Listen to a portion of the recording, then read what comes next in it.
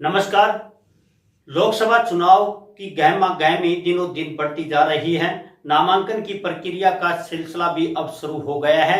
आने वाले दिनों में ये गहमा गहमी अपने पूरे चरम पर पहुंच जाएगी।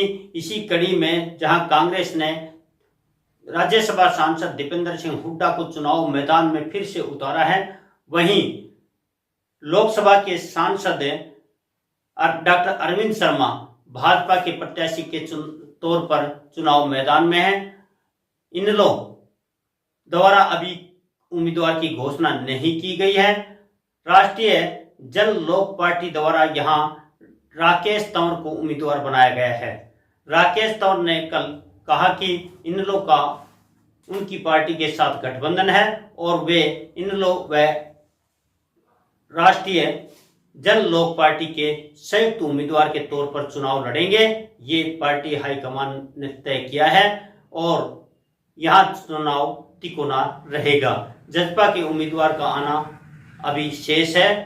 कई अन्य उम्मीदवार भी चुनाव मैदान में समीकरणों को बदलने के लिए उतरेंगे, लेकिन चुनाव माहौल दिनों दिन बदलते समीकरणों के अनुसार तिकोना या चुकोना हो सकता है। आप पंचायत थी, उसमें किस तरह क्या निर्णय लिया गया और क्या बातें निकल के आई समाज की ओर से? मेरा आप सभी print media, electric media, social media के सभी साथियों का आज के इस कार्यकर्ता मीटिंग में पहुंचे आपके सभी दर्शकों, फॉलोअर्स का बहुत बहुत धन्यवाद, आभार व्यक्त करता हूं कि आपने इस प्रोग्राम को कवरेज किया। आज ये कोई पंचायत नहीं थी, ये राष्ट्रवादी जनलोक पार्टी की एक कार्यकर्ता मीटिंग थी। जैसे कि राष्ट्रवादी जनलोक पार्टी हरियाणा की 2 विधानसभा सीटों पर 2 लोकसभा सीटों पर चुनाव लड़ने जा रही है, जिसमें इंडियन नेशनल लोकदल से गठबंधन में हम रोहतक के प्रत्याशी के तौर पर मैं राकेश सिंह तंवर इस क्षेत्र का प्रतिनिधित्व करने जा रहा हूं। तो उसमें 2 मई को नामांकन करने जा रहा हूं। तो उस विषय पे इन सभी कार्यकर्ताओं ने अपनी तरफ से कार्यकर्ता मीटिंग रखी थी, जिसमें मुझे भी बोलने का सौभाग्य प्राप्त हुआ।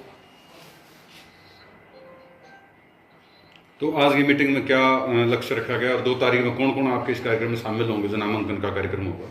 आज की मीटिंग में बादली, कोसली, झज्जर मुख्य रूप से इन 3 विधानसभा के कार्यकर्ताओं ने ये मीटिंग रखी और अगले 1 दिन बाद रोहतक, कैलानौर, महम के कार्यकर्ताओं की मीटिंग कैलानौर की तरफ रखेंगे।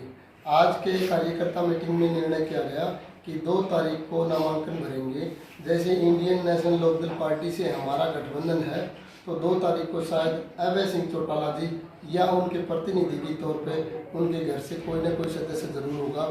जैसे अभय सिंह चौटाला जी ने कहा कि 1 तारीख को राष्ट्रवादी जनलोक पार्टी के संयोजक माननीय श्री शेर सिंह राणा जी उनके साथ कुरुक्षेत्र उनके नामांकन में उपस्थित रहेंगे।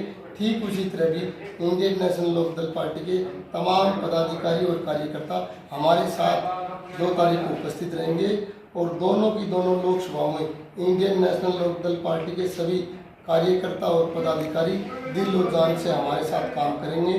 ठीक उसी तरह राष्ट्रवादी जनलोक पार्टी के तमाम कार्यकर्ता और पदाधिकारी हरियाणा की 8 सीटों पे इंडियन नेशनल लोकदल पार्टी के साथ कंधे से कंधा मिलाकर तन मन धन से उनके साथ कार्य करेंगे। बीजेपी को लेके आप लोगों ने एक रणनीति बनाई थी, कहीं ना कहीं राजपूत समाज उस रणनीति पे आगे बढ़ता दिखाई दे रहा है। तो आप अगर हम रोहतक लोकसभा की बात करें तो यहाँ आपने अभी घूम रहे पिछले 15-20 दिन से, कैसा अनुभव कर रहे हैं? देखिए, आज मैं आपके इस कार्यकर्ता सम्मेलन में लेट भी हो गया थोड़ा। उसका कारण था कि मेहंदेगढ़ भिवानी लोकसभा के मेहंदेगढ़ जिले में राजपूत समाज ने एक बहुत बड़ी पंचायत बुलाई हुई थी, जिसमें हमारे को भी भिवानी में बुलाई हुई थी, जिसमें हमारे को भी बुलाया, हमें बोलने का सौभाग्य मिला। और समाज ने एक निर्णय किया कि भारतीय जनता पार्टी को क्षत्रिय समाज वोट नहीं देगा, नहीं देने की अपील करेगा। और जो जो लोग या राजपूत समाज के गाँव में जो जो बूथ हैं, उन बूथों पर जाके भारतीय जनता पार्टी के खिलाफ वोटिंग करवाने का प्रयास करेगा। और अभी समाज ने ये निर्णय भी लिया है, भारतीय जनता पार्टी के साथ साथ कांग्रेस ने भी तमाम विषयों पे हमारे को ठगा है, हमारे साथ कुठाराघात किया है। तो हम बीजेपी का विरोध कर रहे हैं तो इसका मतलब ये कदापि ना समझा जाए कि हम कांग्रेस पार्टी का समर्थन कर देंगे या कांग्रेस पार्टी का साथ दे सकते हैं या कांग्रेस पार्टी को वोट दिला सकते हैं। हम किसी भी सूरत में कांग्रेस पार्टी का समर्थन नहीं करेंगे और कांग्रेस पार्टी को वोट नहीं डालेंगे। ये बात मैं नहीं बोल रहा, ये वहाँ की राजपूत सभा में डिसीजन होगा। तो 2 चरण के चुनाव हो चुके हैं अन्य राज्यों में, वहाँ समाज की ओर से क्या निष्कर्ष निकल के आया और क्या रणनीति बनी? रूपाला प्रकरण था, तो रूपाला ने जो महिलाओं के बारे में अभद्र टिप्पणियां दी हैं, तो अभी क्लिप पे निकल के आई। रूपाला तो इस पूरे मूवमेंट का छोटा सा टूल है।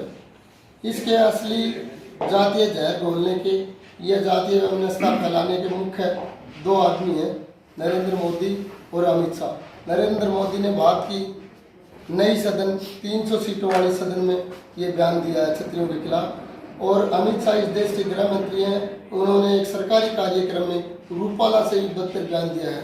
तो रूपाला को तो ये एक छोटा सा टूल के रूप में इस्तेमाल कर रहे हैं कि ये लड़ाई छोटी हो जाए या ये लड़ाई रूपाला तक छूट जाए या ये लड़ाई गुजरात तक छूट जाए। नहीं, अभी क्षत्रिय समाज जाग चुका है। इस लड़ाई को गुजरात से जैसे राजस्थान से उत्तर प्रदेश और अभी हरियाणा में भी, जैसे आज वहाँ महिलाओं ने भी मोदी का और अमित शाह का पुतला फूंक के विरोध किया। अगले 15 दिन में हरियाणा के तमाम क्षेत्रों में बड़ी बड़ी महापंचायतें होंगी, जैसे गुजरात, राजस्थान और उत्तर प्रदेश में हुई, उसी तरह हरियाणा में भी बड़ी बड़ी महापंचायतें होंगी और इन दुष्टों का पुरजोर तरीके से विरोध किया जाएगा।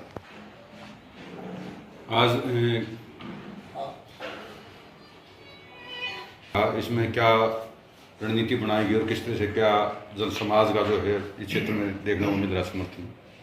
आज के हमारे कार्यकर्ता की टीम का जो मुख्य उद्देश्य था और जो निर्णय था, एक कार्य हमारा था कि 2 तारीख को जो नामांकन भरने की हमारी प्रक्रिया है उसके लिए हम सबको आह्वान कर रहे हैं, और दूसरा हमारा ये था कि हम गांव-गांव, ढाणी-ढाणी जाएं और 36 बिरादरी के साथ सहयोग की अपील करें।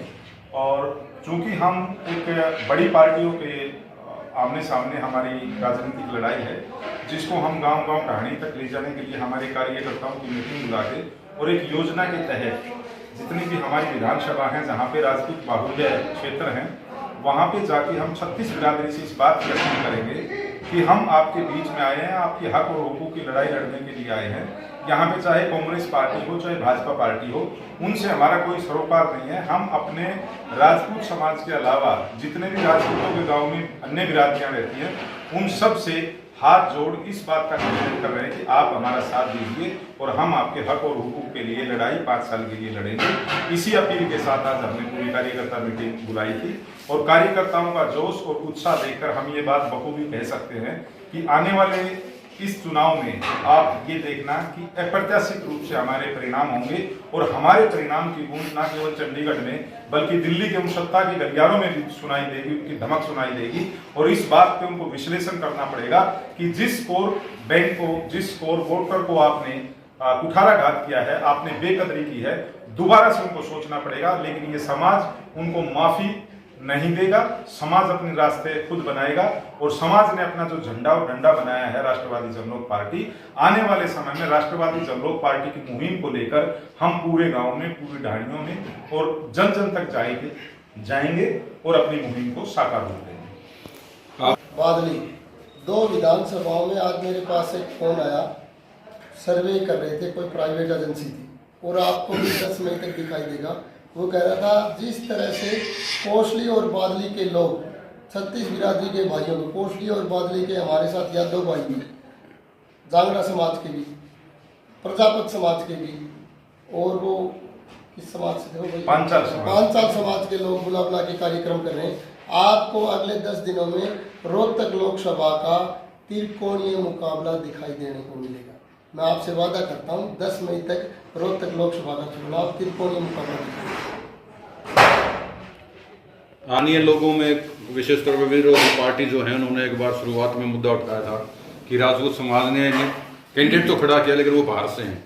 लेकिन आप इस बारे में क्या कहेंगे कि समाज ने निर्णय लिया तो क्या है, किस आप और समाज किस तरह से उस पर खरा उतर रहा है? देखो जी, जहाँ पे हम गए हैं 10-20 गाँव में गए हैं, हमें अच्छा वो प्रोग्रेस मिल रही है, ताकि राजपूत हमारे जागरूक हो रहे हैं। और ये बाहर के नहीं है, हमारे रिश्तेदार हैं, समझे, बाहर के नहीं है। कहने वाला आदमी कुछ भी कह सकता है, लेकिन ये बाहर के नहीं है, हमारे रिश्तेदार हैं।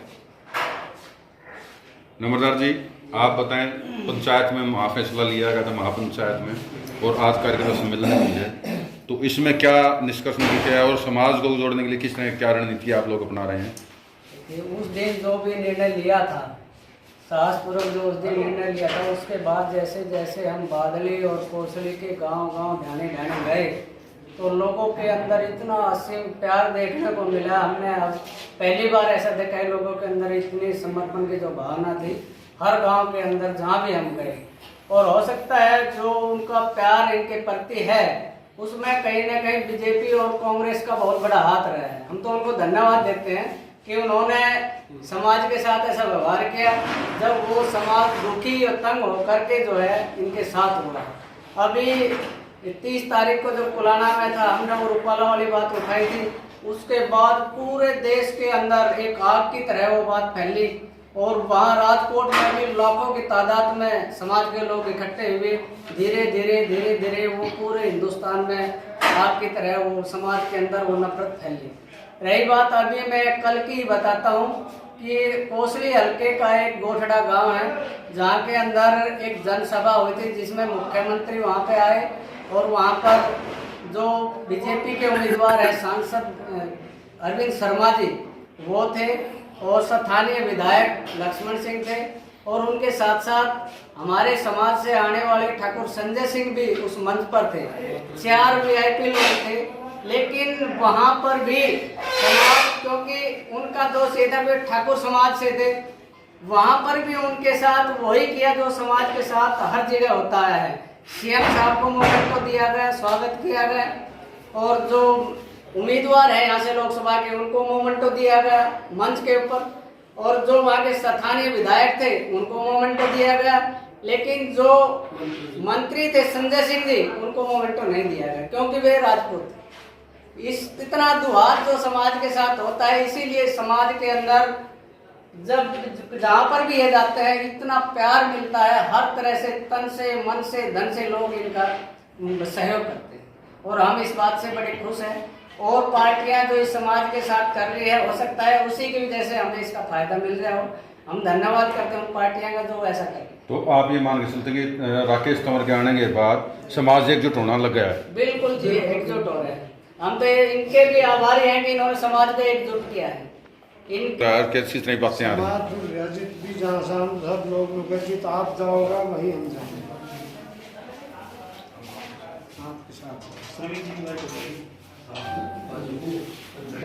नमस्कार। ये बहुत अच्छी बात है कि राजपूत बिरादरी आगे आ रही है और हम पूरा दिलो तन मन धन से इनका समर्थन करते हैं।